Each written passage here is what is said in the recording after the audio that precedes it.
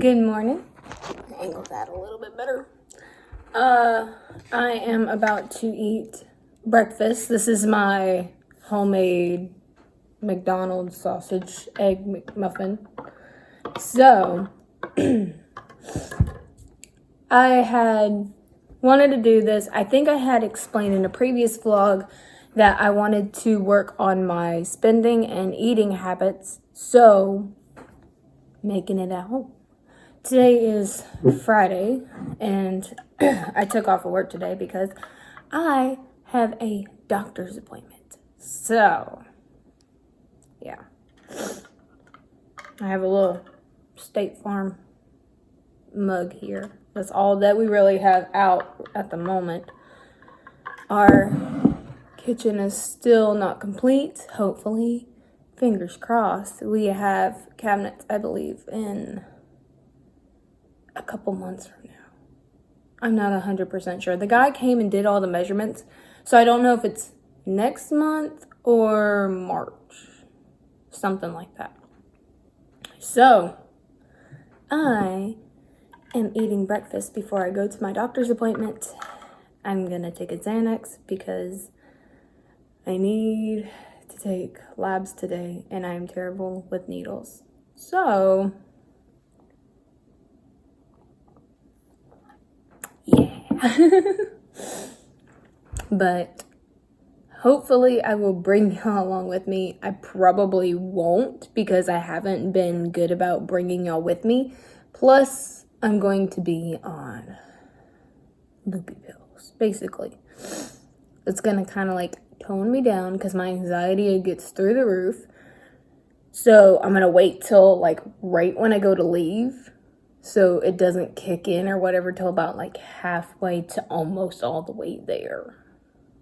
But yeah, that's basically the fun for the day. So I'm super busy this weekend.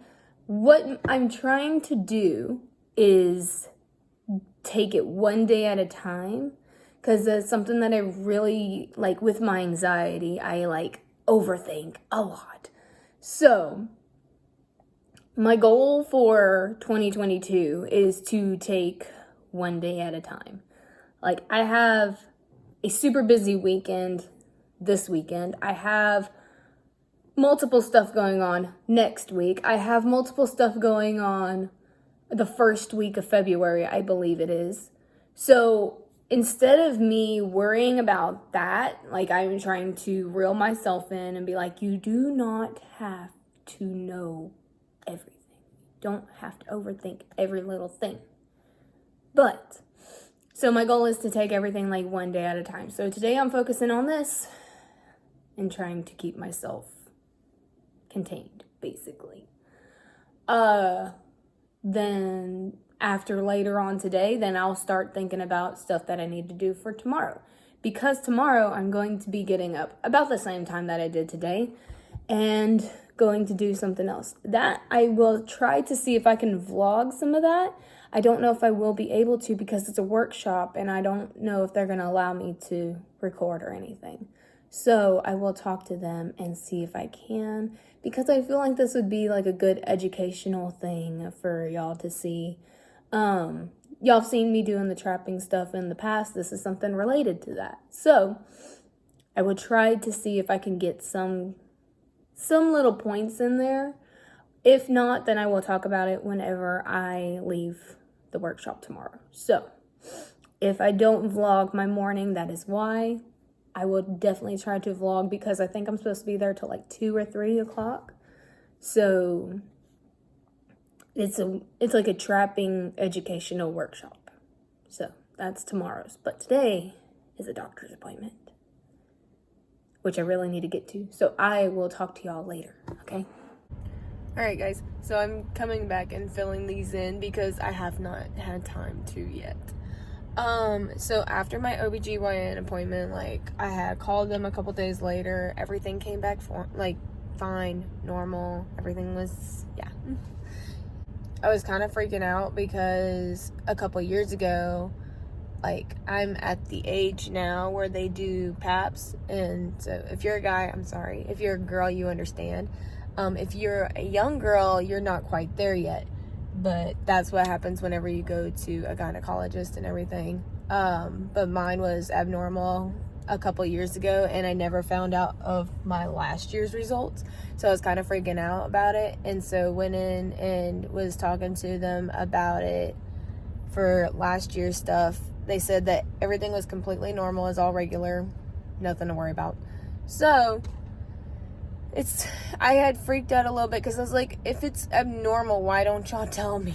And so they were like, you're at an age now where it's like, at that time, it was nothing to really worry about, because usually, like, they are, like, you can find abnormalities, and they basically fix themselves.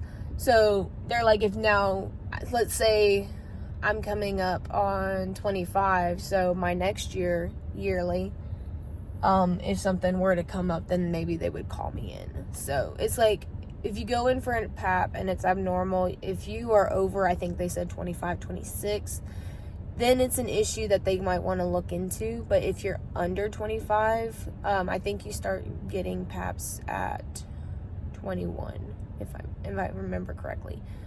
So if you were like 21 to 24, they don't really worry about it a whole lot, unless it's like a normal thing, then they may look into it. But that's how they explained it to me. But other than that, all good. Blood work came back fine. PAP came back fine. Everything was regular, they said. There was nothing weird. So, yeah. After my doctor's appointment, went home. I think I just went home and cleaned stalls and everything and got stuff, like, on track and stuff around the house. Saturday, I went to a Wildlife and Fisheries, like, workshop kind of deal. Finding out later on that it was, like, for furbearers. If anybody who doesn't know, furbearers are basically, like, the animals that, like, you use their fur for either to sell, to make clothes out of, just keeping pelts, whatever. That's basically, like, what a fur bearer is. So going through, I learned, like, fur bearers are, like, your coons, beavers, otters. We have these things down here in Louisiana called nutria. I think how they explain it is kind of similar to muskrats in other areas. So those are mainly down, like, in the swamplands and everything, like down in, like, New Orleans and Lafayette and down there on the coast, basically.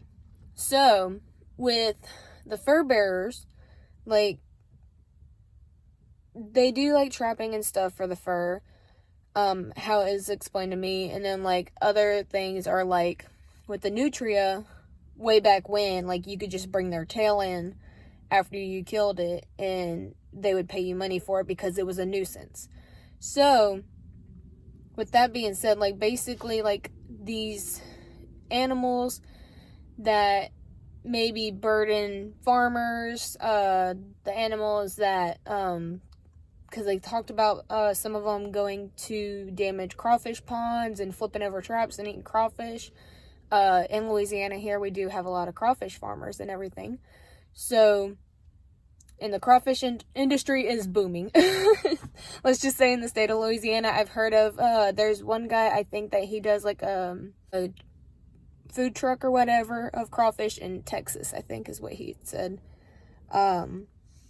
So some people, they'll hire people to come trap these animals that are maybe damaging goods, causing a nuisance to their property, whatnot. So going through, I learned so much stuff. Right now we're having issues with coons, and it looks like maybe hogs at the food plot. So I wanted to get better at trapping coons, because I was like, I put my live traps out there and they're not going in them as much as I would like them to. So we're trying a different strategy. I did find out, however, that they have these traps called footholds. And basically what that is like, you've probably seen them on cartoons or whatever. Like, if you have not seen these traps, you've probably seen them on TV, on cartoons with, like, the claws and everything, and how they, like, snap on the animal's foot. In Louisiana, it is illegal to have traps like that with the teeth, with the claws on it. So they are solid bars. But they do still hold the animal. It's just less damaging. We don't have to worry about all that damaging the foot or whatever if an animal gets into it. I had gotten one trap where it's basically, well, y'all see it in the video. I said, we went over different kinds of little traps and everything. There's water traps that they use for the beavers and otters. These traps are only used on these animals that was like, if they're causing a nuisance. So if they're going in and going through the crawfish ponds and whatnot, if they're damaging property, whatever. So, but was going through like the significance of a body grip trap, which is like basically like instant death. And it's like, I don't know how else to explain it.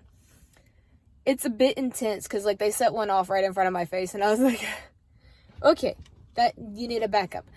But it's how the trap is designed is to kill instantly. So there's no struggle to the animal or anything. They said like these two the traps can be used on land and on water. They said do not use these on land because you do not want to bring home a neighbor's dog dead, because that's how intense these traps are. So they mainly use them in the water for the beavers and the otters that are going in and damaging property.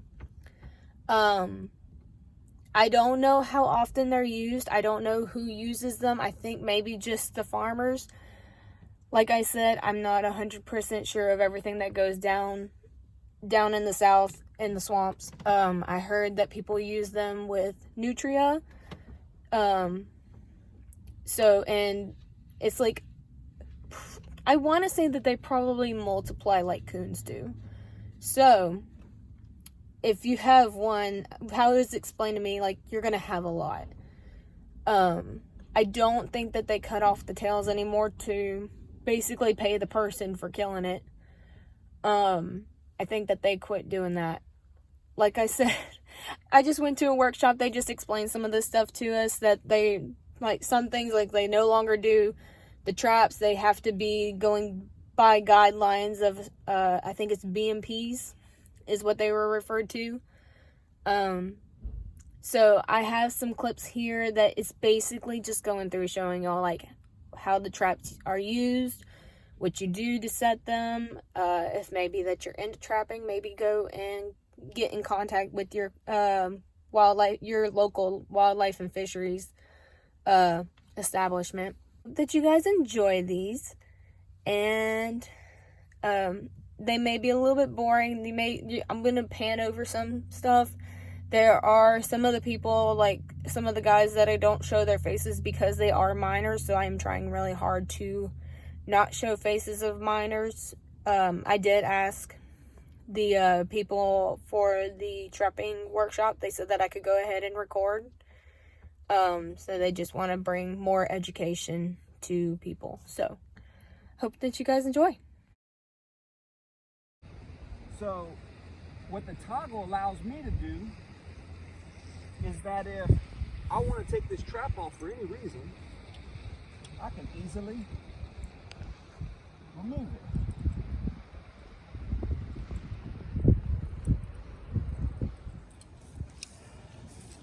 And then I'm going to take my trap and I'm going to angle it.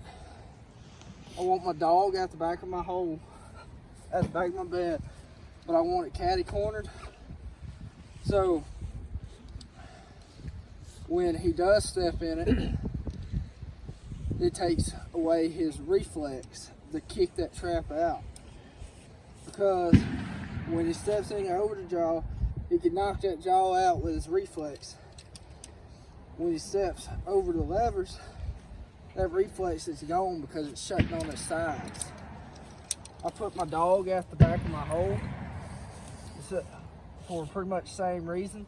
So Because if I had it up front and he stepped on it, he's going to throw his foot out. I'm going to take this, put it back there.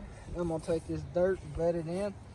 And what I'm trying to do here is get that trap to be as solid as it can be. Because any wiggle in it, if he feels it, he's either going to dig it up or leave it alone. And he ain't going to want nothing to do with it. Is he gonna... I mean, the solider it is, the better it is. It's got to be more, you can get it like hard as a rock, basically. You know, no wiggle to it at all. Yeah. Because if it's got any wiggle, he ain't gonna commit. Yeah. I mean, I pan the lowest possible point of my set. Just like we do when we walk down a flight of stairs. It's called the breakup. When we commit to that next step, we either take the step or we're going to the bottom. There's no stopping it after. Ground right there, you want it to go on? There you go. You ain't gotta use your hand. Use your foot. Gonna hurt your foot. Put the bottom, don't put your toe in there. Put the flat part of your foot, just tap it, get your foot off of it.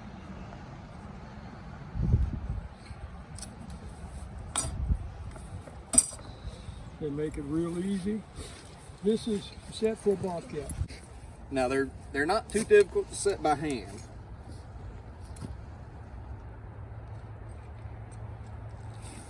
Make sure you hold that open. You grab back here. You raise that pan all the way up, keeping your thumb right there on that dog. So if you smash it? If something happens right now and the trap goes off, that dog is gonna throw my finger off. Ready? Buy you some trap setters. You don't have to have them to set them, but if something happens, you get your hand in there. How hard is it to get your hand out of a trap with one hand? I can squeeze that, and it's not, I've got that side, still got it. I can take this, slide on there, use my knee, and hold that down, and mash that. Set that there, and I'll take my hand, back of it. Just kind of brush. And I want to keep in mind where that pan is.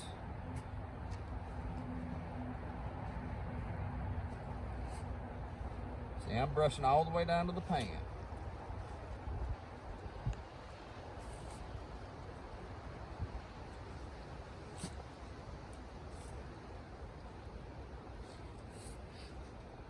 So you brush until you barely see the paint. Exactly. Alright guys, so we went through a slideshow, just like an introduction to it. They showed us all the traps without like setting them like in the positions. So they went through and like did like a demonstration of all the traps basically. Then we went to like the 3 different locations where they showed us how to use the traps. And then they did a skinning demonstration of a fox. So, and I felt like that wasn't very appropriate to put on YouTube.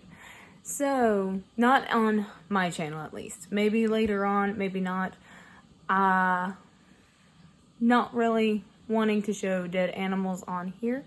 So, yeah. But they had that demonstration. They had a bunch of different demonstrations there. But yeah, that was pretty much my trapping workshop. I did learn some stuff. If you do have a wildlife fisheries workshops and stuff like that, sorry guys, my hair is bothering me. Said I just took it down from work today and doing all kinds of stuff and things, and it's kind of annoying me right now. But yeah, so that's pretty much it. I hope that you guys enjoy this. It's a super long one. I'm terribly sorry. I should have planned better. But maybe, I don't know if we're going to change up the introductions. If y'all like the introduction, how I did for this one, let me know. we might start doing it like that. I'm not sure yet. But, so let me know, because I'm going to be going through, if y'all like the introductions like this, then I will do the introductions more like this. If not, then I will be updating the introduction video for, like, starting next month. I want to go ahead and put, like, y'all see this, it'll probably be later tonight or Saturday by the time that it uploads. YouTube's weird about uploading videos. I have got to stop playing with my hair. Anyway, but I plan on having it up today or tomorrow. It's Friday or Saturday. There will not be a vlog this coming up week, because I'm going to do like a little think week deal. I will probably do a vlog about that, maybe podcast episode. I'm gonna do something about it, explaining it, but yeah. So I'm gonna be off of social media for a week, and then I will come back, and then the next vlog should be Foxy. Next vlog should be Foxy at her first entered NBHA show as a quote-unquote member. So we're going to be getting, hopefully, points. Cross your fingers. As me and my boyfriend say, cross your fingers, knock on wood, whatever you want to say. But Foxy should be entering for actual points for the NBHA season of 2022. So I'm super excited about that. What else? But yeah, I think like that should be the next vlog. I've got a poll up on Instagram right now. It might be down. I don't know. It's too late, guys. It's too late. But I hope that you guys enjoy this. I will see y'all when I get back from my week off, and I will try to be better about posting. So yeah. But I hope that you guys enjoy this. Please share, subscribe, like, comment, and I will see y'all next vlog.